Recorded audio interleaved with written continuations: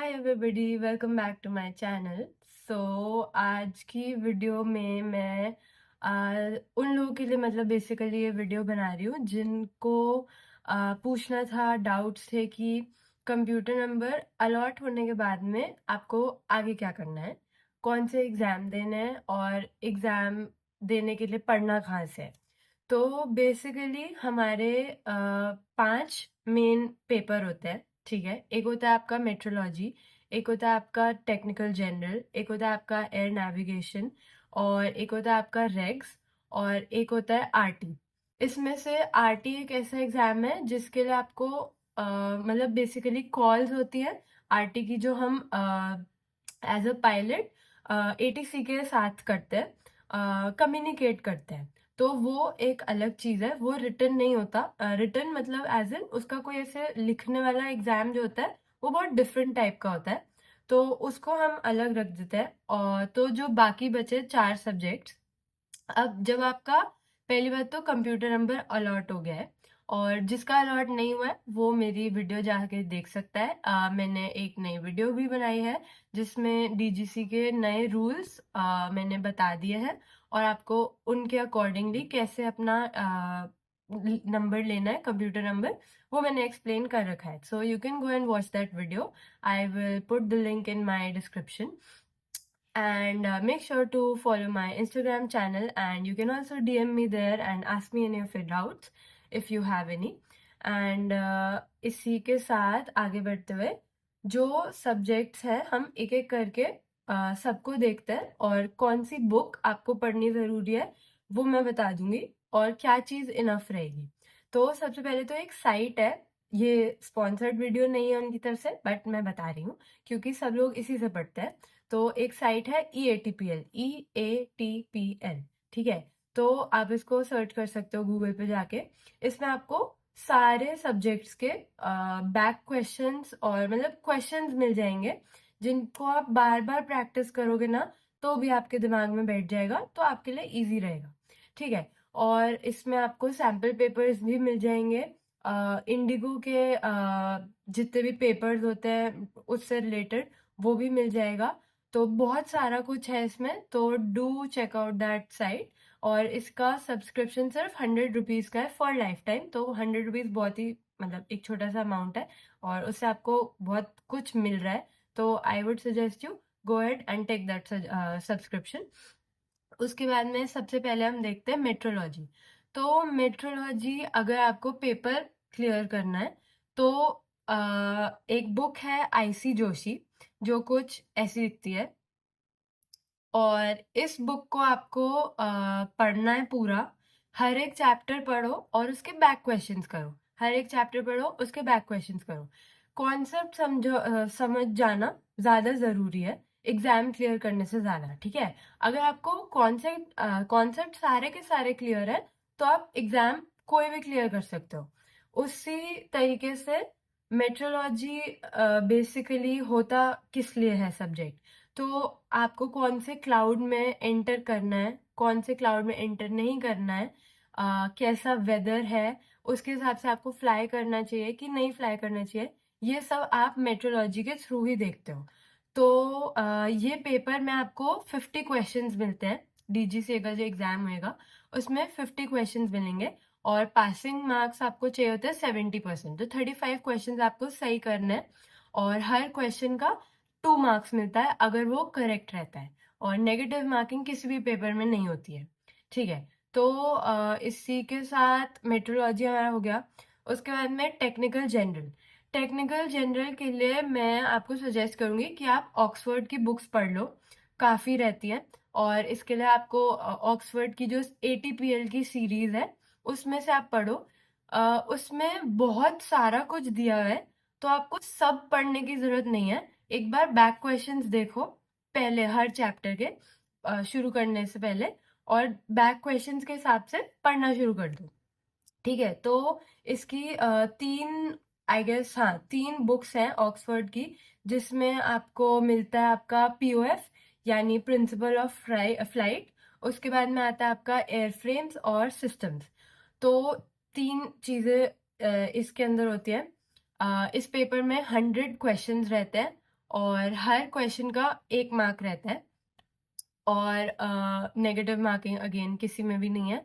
तो इसके बाद में और एक पीडीएफ है रेड बर्ड का, जो फ्लाइट स्कूल रेड बर्ड है, उसका एक पीडीएफ है। आप किसी भी टेलीग्राम चैनल को ज्वाइन कर लो, वहाँ पे आपको ये बुक्स भी मिल जाएंगी और रेड बर्ड की पीडीएफ हो सके तो किसी से भी ले लेना। उसमें कुछ 250 क्वेश्चंस हैं, वो क्वेश्चन रट लो, समझ लो, रट लो। उसमें से एटलीस्ट 20 क्वेश्चन आते ही आते हैं हर पेपर में। अभी आप अगर चाहो तो आप मुझे भी डीएम कर सकते हो, आई हैव दैट ऑलरेडी। मैं आपको ईमेल कर दूंगी और I send it to you कैसे किसी भी तरह से। तो टेक्निकल जनरल इसी तरह से हमारा हो गया। रेग्स के लिए आपको 2 बुक्स चाहिए। पहली है आपकी आर के बाली, और make sure you have the latest edition for all these books. Like R K Valley का जो लेटेस्ट एडिशन है वो 15th एडिशन है, ठीक है। और इसके बाद में इस बुक में जो लिखा है सब पढ़ना है। सारे चैप्टर्स के अंदर कुछ कुछ एक्स्ट्रा चीजें हैं, एक्स्ट्रा एज इन हर चैप्टर में कुछ ऐसी चीज रहेगी जो एक और चैप्टर में ऑलरेडी आप पढ़ चुके हो, तो आप उसको स्किप कर सकते हो। और अगर आपको रेग्स पढ़ना है, कुछ कुछ चैप्टर्स मैंने ऑलरेडी वीडियो बना के डाल रखे हैं, तो you can check out my channel for that. और अगर नहीं तो आप खुद अपने आप बुक से पढ़ लो। इस के लिए भी आपको 50 क्वेश्चंस मिलते हैं और ये बुक कुछ इस तरीके से होती है, ठीक है। तो 50 क्वेश्चंस इसमें भी रहेंगे। हर करेक्ट क्वेश्चन के लिए आपको 2 मार्क्स मिलते हैं और अगेन 35 क्वेश्चंस आपको सही करने ज़रूरी है, 70% पासिंग है। तो अगली बुक है एविएटर्स हैंडबुक। इस बुक में सब कुछ दे रखा है, ठीक है। मैं एक बार आपको इसका प्रीफेस पढ़ाती हूँ। ये कुछ इस तरीके से दिखती है बुक, और इसके अंदर रेगुलेशंस इतना सारा है, एरोडायनामिक्स, एयर फ्रेम, मतलब सब कुछ दे रखा है। एक पायलट को जो जो चाहिए पढ़ना जरूरी है वो सब इस बुक के अंदर है, इंक्लूडिंग आरटी। तो अगर आप चाहो तो, अगर आपको एक बुक से एक पर्टिकुलर चीज समझ नहीं आ रही है, तो आप हैंडबुक खोलो, हैंडबुक में वो चीज ढूंढो और वहां से समझो, ठीक है।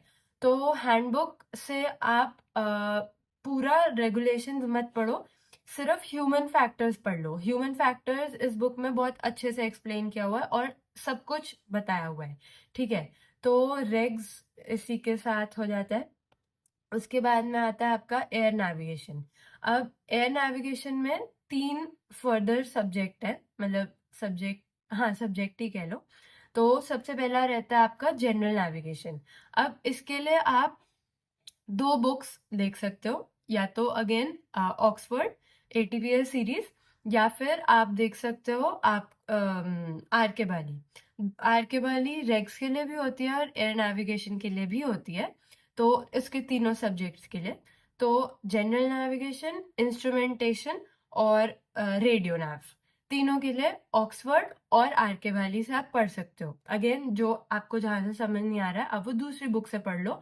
आर के वैली प्रेफर करना, बिकॉज उसमें अच्छे से एक्सप्लेन किया है चीजें, और उसके जो क्वेश्चंस है वो भी काफी अच्छा है। अगर आप वो बार बार करोगे तो ऐसा हो नहीं सकता कि आप अपना पेपर क्लियर ना करो, ठीक है। तो इस पेपर के लिए आपको क्वेश्चंस मिलते हैं 100। तो अगेन बट इस पेपर में ना क्या होता है, इतनी सारी चीजें कैलकुलेशन की होती है ना, आपको CX3 यूज करना होता है, जो एक हमारा पायलट्स के लिए कह सकते हैं एक बहुत ही डिफरेंट टाइप ऑफ कैलकुलेटर होता है। हमें साइंटिफिक कैलकुलेटर भी चाहिए होता है और CX3 भी चाहिए होता है। अभी मेरे पास अवेलेबल नहीं है, बट आप गूगल पे जाके भी CX3 देख सकते हो कैसा रहता है। बट क्योंकि आप पेपर के अंदर फोन नहीं लेके जा सकते, तो आपको वो CX3 खरीदना पड़ेगा, जो थोड़ा सा कॉस्टली है, बट अगेन वो आपको लाइफ टाइम के लिए काम आएगा।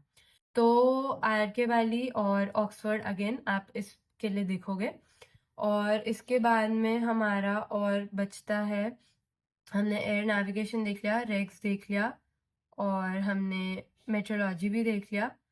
तो आरटी के लिए आप आपको मैं सजेस्ट करूँगी कि आप किसी अच्छे ग्राउंड स्कूल से ट्रेनिंग ले लो, बिकॉज़ आरटी एक ऐसा सब्जेक्ट है जो हर साल 6 बार कंडक्ट होता है, सिर्फ़ 2 बार दिल्ली में और बाकी बाकी सारे स्टेट्स में।